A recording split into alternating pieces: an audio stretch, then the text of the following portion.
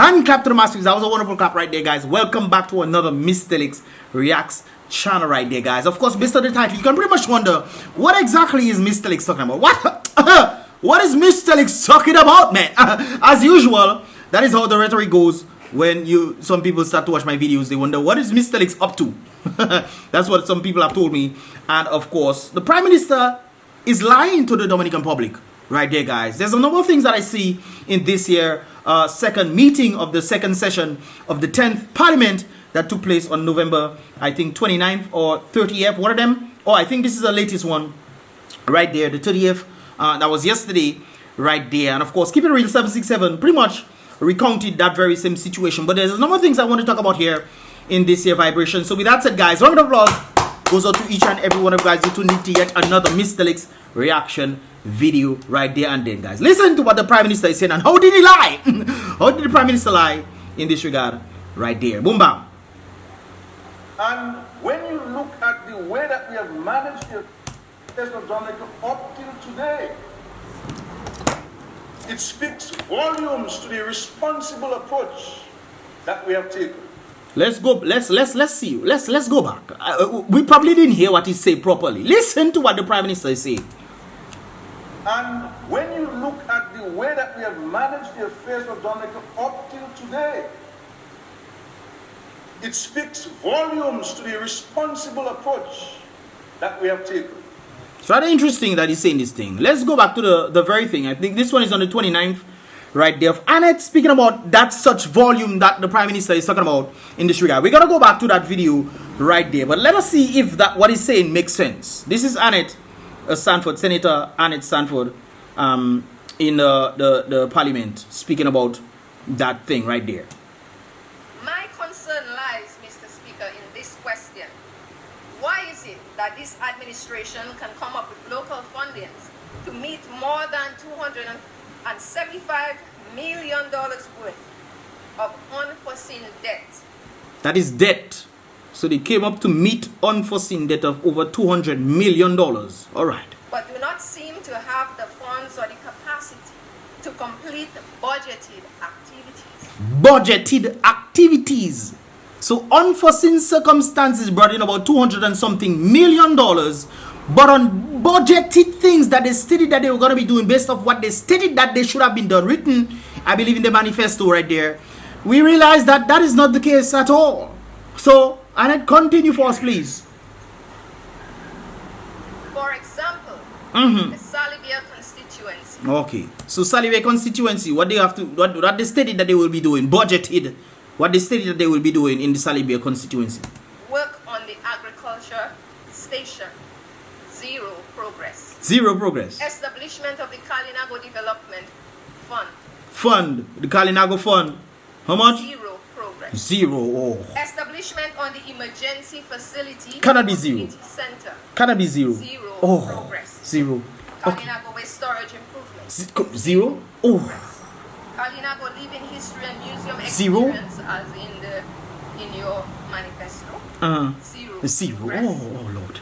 And East Coast Roads, Mr. Speaker, is taking way too long. So okay, so the East Coast would maybe have a little progress, or it taking too long, or maybe it hasn't started yet. Maybe they say they're gonna be doing something. Maybe they bring the machines and they put it there for the East Coast Road to begin in this regard right there. Upgrades of our playing field, zero progress. Zero. Oh, so it never need playing field. Oh, all right.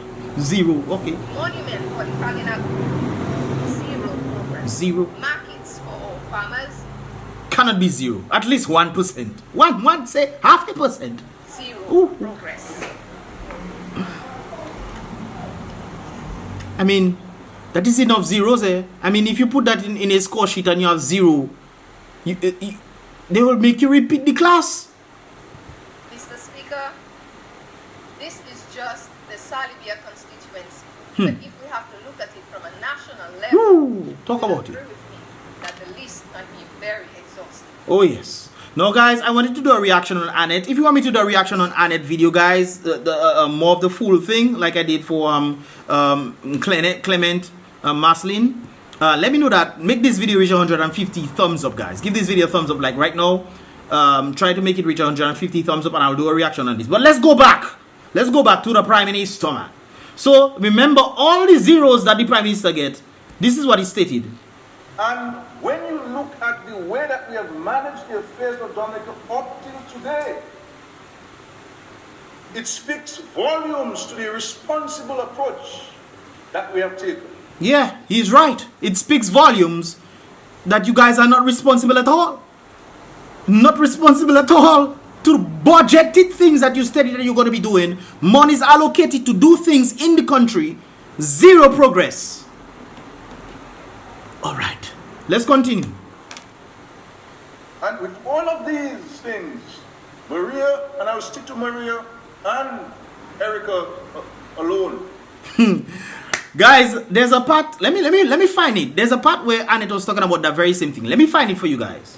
Okay, guys, this is it right there. Take a listen to what Annette stated right there. Maintaining the hope and the ability to save for unforeseen events and circumstances. Before I leave, Mr. Speaker, I want to educate the Honorable Minister Dennis Charles, who has left. Because many times I have come to this house and I listen to my colleagues on the other side. Let's skip ahead. And try. I have taken the liberty, Mr. Speaker. GDP, brothers and sisters. GDP. Get the figures of the GDP, the real GDP of our country from 1995 to 2017. Okay. So 2017, we'll have to say, okay, 2015 was Erica, okay? So we'll cut off 2015. We'll cut off 2015, 2016, 2017. Let's go back a little further. So from 1995 to 2015, the GDPs, okay, guys? Mr. Speaker, from 1995 to 2000, that's when United Workers' Party was in office. the average growth of our economy was about 2.96%. 2.96%. What? Per every year. Per year. 2.96% every year under UWP. Okay, guys, this is statistical facts. The data is there. Mr. Speaker, from since this DLP administration came in, 2001 to 2017, the average growth of our economy has been 1.07%. Not 1.7, you know, 1.07%, and that is from 2000 to 2017. Now she's gonna call some figures in a while, guys. Listen to that. So you cannot blame Hurricane Maria. You can't blame Tropical Storm Erica. This is important right there. Mr. Speaker, out of these years that I have researched, 9 of those years had negatives. So they were less than zero. That was before Erica and Maria. Let's continue. Give the years, please. Negative 1.17 in 2009. 2009. Negative 1.7. What? 1 point what? Negative growth. Negative 1.17 in Negative 1.17 in 2009. 2011. 2011. Negative 0.22%. Negative 0.22%. That not growth. That is decline. Before Erica that there.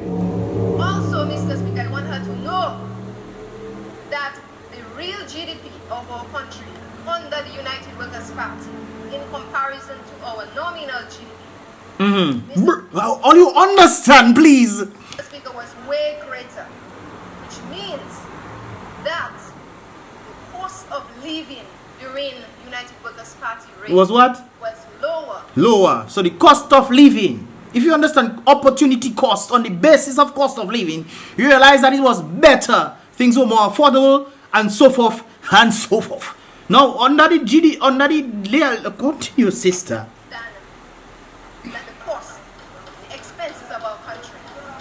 In other words, you save more money than the expenses.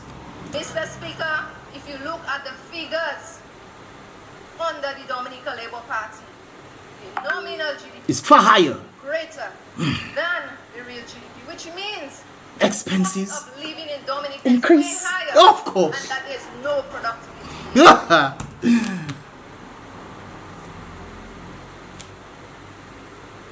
let's go back to the Prime Minister right there. I tell you, if you want me to do a reaction on her, let me know. Make this thing reach 150 thumbs up. Let's get back to the Prime Minister. We never ask anybody for debt forgiveness. No. Look lie. Look Satan lie. Ah. We never ask anybody for debt forgiveness. He probably right, you know. He probably right. But we'll see if that is correct. We never ask any country for debt payments deferral. 6 years earlier, We have started to discuss with those we owe. So those you owe, you started to discuss with them, the people you owe, what would you like to have them do? What would you like to have your creditors do? What would you have them do? Gone further as Minister of Finance and written to some of our partners and multilateral organizations, institutions, on the issue of debt forgiveness. Debt forgiveness. Debt forgiveness. Oh. You've written to them. So on the basis, I was pretty much thinking that he was saying he never asked them. They did it themselves. They offered debt forgiveness. But apparently, that is not the case right there. Let's go back a little. Or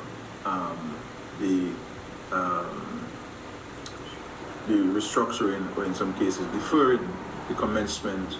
Let's go back. Any country for debt payments deferral. Okay.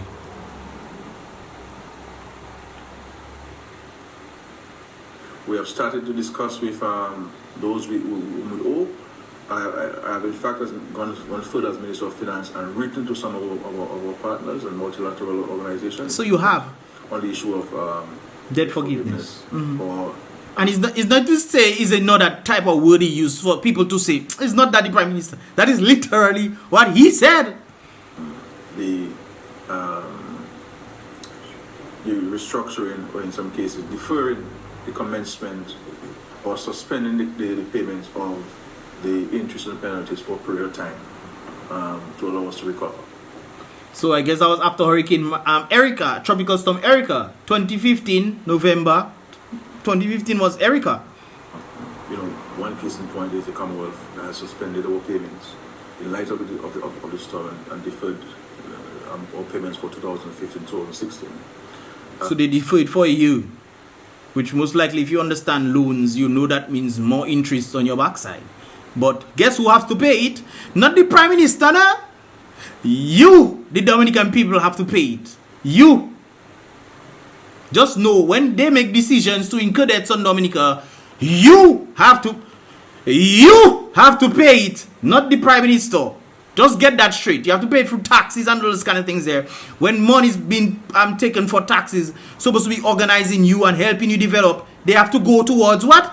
Debts. Because these people incurred these debts instead of utilizing what the country have to then send things out there via factories and factories and creating our own products to sell out there so that monies can actually come in. No, we have to look for quote unquote grants that we have no idea what exactly are we giving out to get grants, or taking loans and how exactly are we paying these loans, I guess, for the CBI program.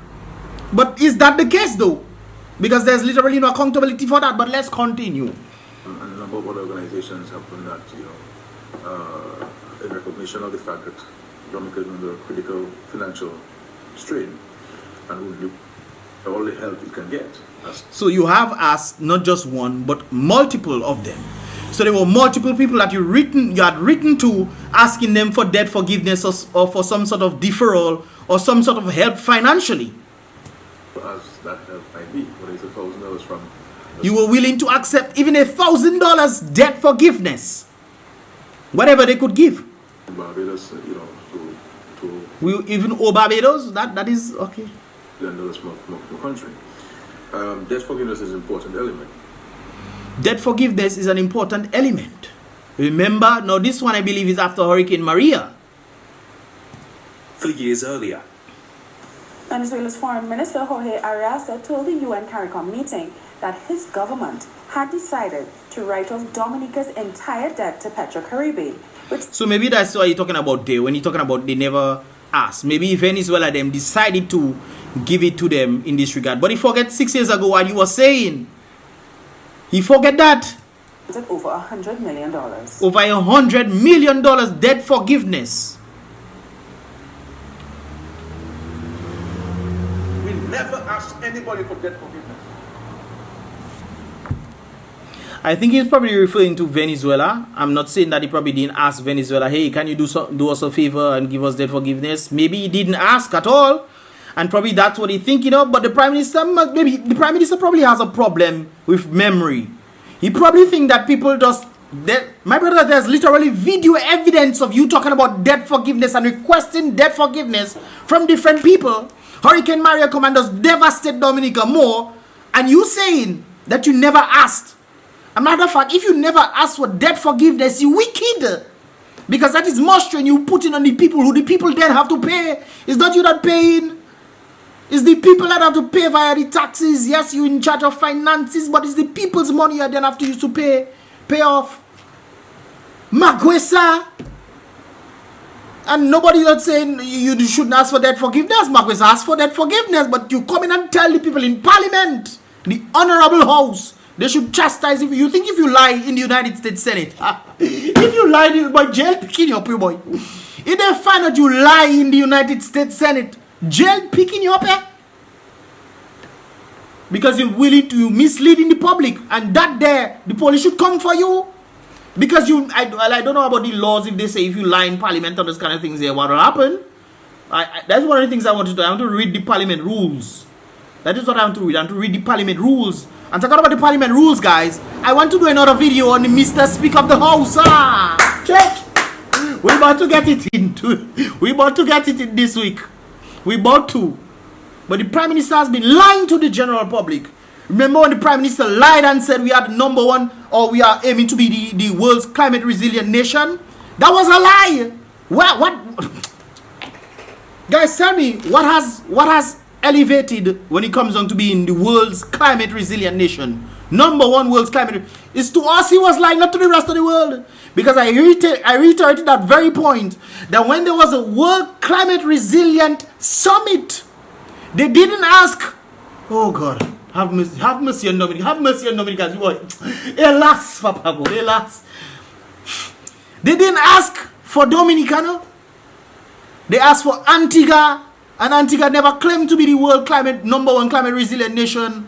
Matter of fact, I think earlier this year, early last year, they started removing plastic bags. Brothers and sisters, every time I go and shop, I get the plastic bag. And not them disposable plastic bag, you know. There's normal plastic bag we have back in the day. You know why? Because people realized the disposable plastic bag was more expensive and things are increasing on them. Therefore, they started to go back to the normal thing. There was no chastising or no sort of deferral or helping people. Maguesa, you're trying to get the world, the Dominicans to move away from plastic bags. But you're not trying to take out no type of duty for the plastic bags you're importing. Therefore, the plastic bags were expensive. And people had to literally be given free plastic bag. It's not like people were paying. I think maybe some shops were paying. You want to get this plastic bag, you have to pay 25 cents or whatever for it. But generally speaking, people were not telling people to pay for plastic bag. And matter of fact, I think some areas people were buying these plastic bags and telling people they have to pay for it. People used to bring their own bag. So therefore they would spend money for plastic, disposable plastics that they're not selling. Because if you have to pay 10 cents or 25 cents for a bag, they were not getting that money. So that money, this plastic was staying there, and people were bringing their own bags. I remember a time that used to happen when we used to bring our own bag in certain, yes, in Dominica. I was one of his, I remember a particular shop. I remember going and they say you need your own plastic, you need your own bag, and man was bringing their own bag, or they used to sell a bag, a Crotox looking bag, a small bag for you as well. You have to buy that, and if you come into the shop, bring that, and you put your goods inside there and whatnot, whoop whoop. But this Prime Minister is lying to people, telling people that they never asked for debt forgiveness, and there's video evidence. And people seeing these things, man. People seeing these things. What else? You know, ask yourself, guys, what else is the Prime Minister lying about? Or the Prime Minister said, he stated that same thing back in the day, you know, until we realized, but wait a while. Look, Venezuela giving you debt forgiveness, and you mean to tell me we never owed Venezuela? That's what he stated back in the day. You remember, guys, when he was stating that we don't owe Venezuela any money? But how can you not owe a country money, and the country themselves that you say you don't owe is giving you debt forgiveness? Now today, You come in and say that you never asked nobody for debt forgiveness. And 6 years ago, you literally saying that you were asking different, not one, but multiple places. Multiple places, multiple establishments, multiple countries for debt forgiveness. The Prime Minister has a memory problem, it seems. And he probably think people forget or don't have recollection of the things that he say. My brother, people have recordings of you saying things, and you saying the complete opposite of thinking that the people forget. And that is you, that's your fault for consistently, consecutively lying on behalf of the people as well. Because you're the Prime Minister, and this is what you're saying in Parliament. Bring it back a little. Stands at over $100 million. We never asked anybody for debt forgiveness. We never asked anybody for debt forgiveness. You say that twice, Twice you say that to my boy. Twice. Guys. This is pretty much all I have for this year. Let me get my lunch. Let me go and eat my lunch. All you told your lunch already, you know. Let me go and eat my lunch. I did talking to all you. And the laborers that watch my videos, they know what I said is true. All you know, because all you meet me and always tell me, why you say it's true? But there's always the but part. If you consistently selling yourself short, guess what is going to happen to you? You will be short of things. You will be short of things that could actually elevate you and make you independent. The question I must say that has been asked, and I ask it a number of times, is the Dominican Prime Minister emasculating or demasculating men by making men constantly beg to him when they don't have anything because the economy is dwindling? Guys, let me get my lunch here. All you joking, man. Guys, let me know your thoughts in the comment box below. This is pretty much all it was for this Mystelics Reacts. I went too long on this, but guys, if you want me to react to Annette's video, I'll try. I'll do it, whatever. It seems like I reacted to the video already. But still, guys, there's most stuff that she stated right there, especially including in passports. So let me know if you want me to. If you want me to, guys, give this video a thumbs up. Let this video reach 100,000, 150 thumbs up. I would appreciate that right there. It's very easy to reach. I mean, you guys have done it ample times before, so it's not a hard thing to reach. Anyways, guys, give this video a thumbs up. Definitely subscribe and turn on post notifications if you want to become a part of the Mystelics reaction channel. And I'll see you guys in the next reaction video. You're not in trouble. The man not in trouble. The man does lying for people.